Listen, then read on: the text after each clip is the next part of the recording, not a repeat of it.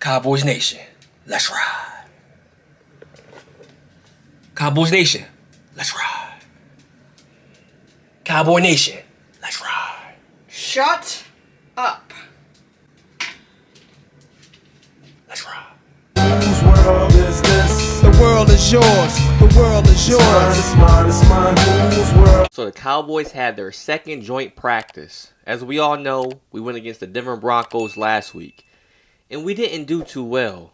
Well, this week was a new opportunity, and we traveled to Los Angeles against the Chargers, and we did better.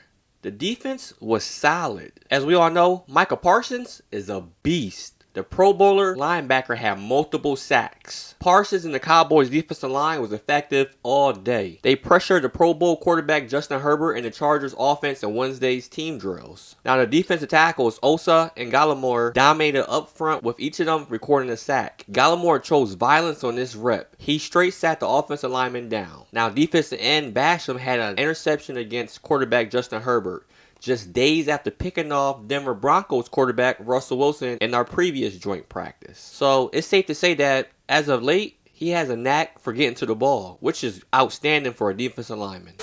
Now for the secondary. The secondary actually gave up no big plays downfield to the Chargers offense, which is extraordinary because the offense, as we all know, have a top tier quarterback and top-tier wide receivers in Keenan Allen and Mike Williams. Cornerback Trayvon Diggs and safety Malik Hooker combined for a nice pass deflection at the goal line during a red zone period. 6'4" safety Israel also came away with an interception against Justin Herbert during one-on-ones.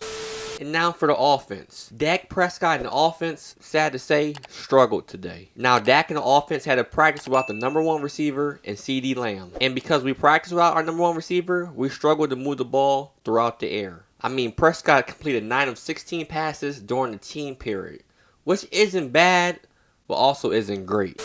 He only had one touchdown in the red zone. That was to the tight end, Dalton Schultz. But he also tossed 2 interceptions. One was to a linebacker on a pass that was intended to Ezekiel Elliott. The ball actually tipped off Elliott's hands and went straight to the linebacker. So, we ain't gonna count that one.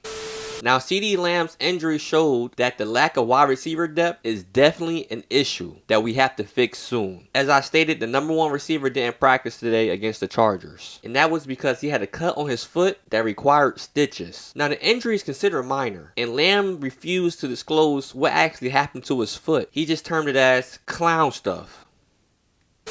Now, without Lamb, Cowboys rookies Jalen Tolbert and Dennis Houston were at wide receiver, along with Noah Brown with the first team offense. I think it's tough to dismiss or ignore what Dennis Houston has done at this point, getting consistent first team reps and making the most out of them. I mean, hitting big gainers against a very good Chargers defense is a perfect example. Now for another surprise in this year's training camp, Kevontae Turpin. He had his best day yet. I mean, he caught several passes today, including the play of the day. It was a 4th down conversion, a deep sideline grab. The play saw him reel in an over-the-shoulder catch from Cooper Rush in double coverage, and then keeping both his feet in bounds to complete the process. Turpin then jumped up and let out a roar towards the Chargers defense. I mean, the Cowboys have been working to integrate Turpin more into the offensive scheme, and this has been occurring over the past several weeks. I mean, they've been calling his number on jet sweeps, slants, and even at halfback at times. Wednesday was the first time he was utilized in a manner that took the top off of the opposing defense, and I think that the Cowboys should continue to do this.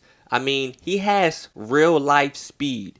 He was the MVP of the USFL League, and he was the MVP for a reason. I think that Turpin can be that gadget guy that we use, like I said, in jet sweeps, trick plays, and then even just sending him downfield to take off the top. But that's just my opinion.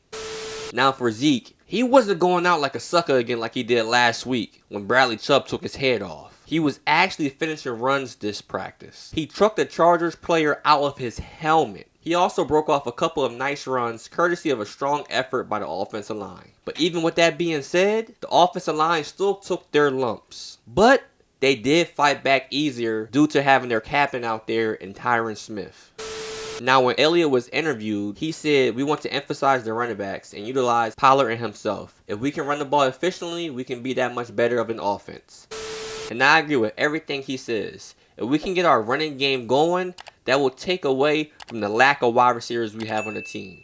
But comment below your thoughts. Do you think that the Cowboys offense will be decent this year, or do you think that we'll rely on the defense for every single game? And while you're at it, go ahead and leave a like. And like I always say, if you're a diehard Cowboy fan or an NFL fan, period, go ahead and subscribe to the channel right now because it's free. But until next time,